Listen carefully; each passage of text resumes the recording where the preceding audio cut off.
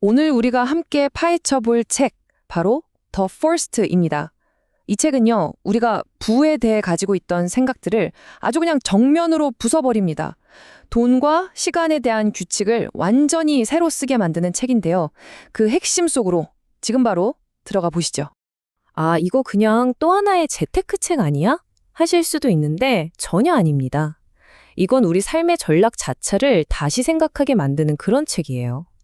단순히 돈 버는 기술이 아니라 인생이라는 이 게임의 규칙을 어떻게 간파할 것인가, 그걸 알려주거든요. 이기는 게임을 한다고 믿는 순간 당신은 이미 남이 만든 판 위에 있다. 와, 이 문장 정말 뼈 때리지 않나요? 이게 바로 이 책의 핵심을 꿰뚫는 말입니다. 우리 대부분이 자신도 모르는 사이에 누군가 짜놓은, 사실상 우리에게 불리한 게임에 참여하고 있다는 걸 아주 날카롭게 지적하고 있는 거죠. 자, 그럼 한번 잠시 멈춰서 스스로에게 물어볼까요? 나는 지금 누구의 게임을 하고 있는 걸까? 내 시간과 노력은 결국 누구의 자산이 되고 있을까요? 이 질문에 대한 답을 찾는 게 바로 남의 게임에서 빠져나오는 첫걸음이 될 겁니다. 자, 이제 우리가 깨부셔야 할 첫 번째 고정관념입니다. 그건 바로 성공이란 남을 이기는 것이라는 생각. 이걸 버려야 한다는 겁니다. 저자의 관점은 아주 명확해요.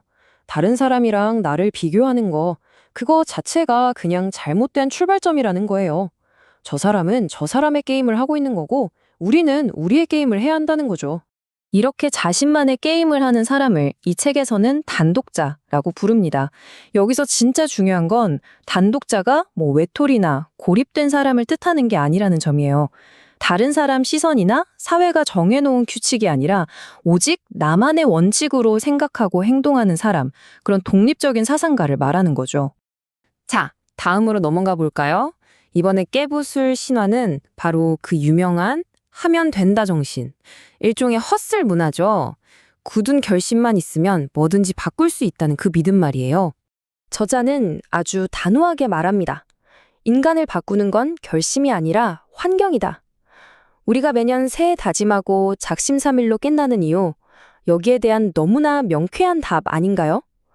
진짜 변화는 의지력을 외치는 데서 오는 게 아니라 내 주변 환경을 설계하는 데서 시작된다는 겁니다. 그럼 그 환경, 대체 어떻게 바꿀 수 있을까요?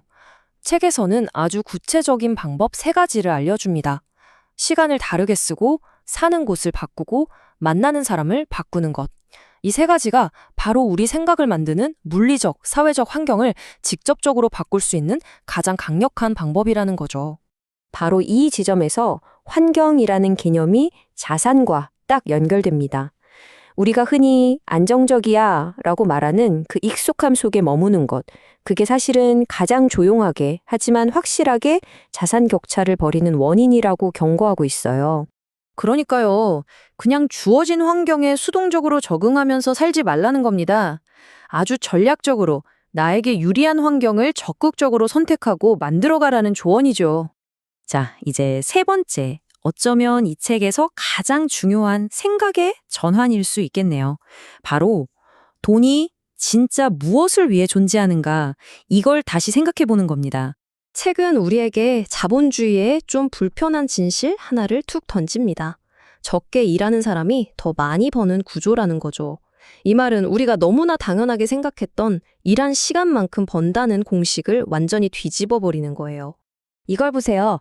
왼쪽은 내 시간을 팔아서 돈을 버는 사람들이고, 오른쪽은 시스템을 만들어서 돈을 버는 사람들이에요. 진짜 자유를 얻는 열쇠는 쳇바퀴를 더 빨리 돌리는 게 아니라는 겁니다. 아예 쳇바퀴 밖으로 나와서 내 시간의 가치를 높이는 구조를 만드는 데 있다는 거죠. 바로 이 문장, 이게 이 책의 심장이라고 할 수 있습니다. 돈의 진짜 목적은 무언가를 사기 위한 소비가 아니라 내 시간을 다시 사오기 위한 것이라는 말. 우리는 보통 돈 벌어서 좋은 차 사고 좋은 옷 사는 걸 생각하잖아요. 근데 저자는 그 돈으로 하기 싫은 일을 하지 않을 자유를 사라고 말하는 겁니다. 이 책이 내리는 성공의 최종 정의는 바로 이겁니다. 지금까지 말한 모든 것들이 결국 이 한 문장으로 모이는 거죠. 경쟁에서 벗어나고 환경을 바꾸고 시간당 가치를 높이는 그 모든 노력의 최종 목표는 바로 내 시간의 주도권을 되찾는 것, 시간 주권을 갖는 겁니다. 그럼 좋습니다. 이제 게임의 플레이어가 아니라 게임을 설계하는 사람이 되어야 한다는 건 알겠어요. 근데 구체적으로 어떻게 할 수 있을까요? 지금까지 나온 개념들을 싹 모아서 우리가 나아갈 길을 한번 그려보겠습니다. 게임 설계자가 되려면 딱 4가지 생각의 전환이 필요합니다. 첫째, 돈만 쓰는 소비자에서 가치를 만드는 생산자로. 둘째, 남들이 만들어 놓은 줄에 서는 게 아니라 사람들이 서고 싶어 하는 줄을 내가 직접 만드는 사람으로. 셋째, 세상을 볼 때 생산자의 관점, 즉 아이디어를 내고 가치를 제공하는 관점으로 보는 거죠. 그리고 마지막으로 다른 사람들을 위해 가치를 만들어주는 것에서 진짜 행복을 찾는 겁니다. 자, 이제 마지막으로 여러분 스스로에게 이 질문을 한번 던져보세요. 지금 내가 하는 일은 돈을 벌기 위해 내 시간을 파는 수단인가요? 아니면 정말 나 자신을 위해 스스로 선택한 일인가요? 이 질문에 대한 솔직한 답이 모든 변화의 진짜 시작점이 될 겁니다. 시간의 주인이 되는 것, 그게 왜 그렇게 어려울까요? 모두가 그런 자유를 원하지만 그걸 얻기 위해서 매일매일의 시간을 꾸준히 투자하는 사람은 정말 드물기 때문입니다. 하지만 바로 그 꾸준함이 평범함과 비범함을 가르는 모든 차이를 만들어내는 거죠. 이 책의 단순하지만 아주 깊은 마지막 한마디로 오늘 이야기를 마무리하겠습니다. 이건 정말 희망적이면서도 우리에게 힘을 주는 행동 촉구 같아요. 오늘부터 여러분만의 게임을 시작하시길 바랍니다.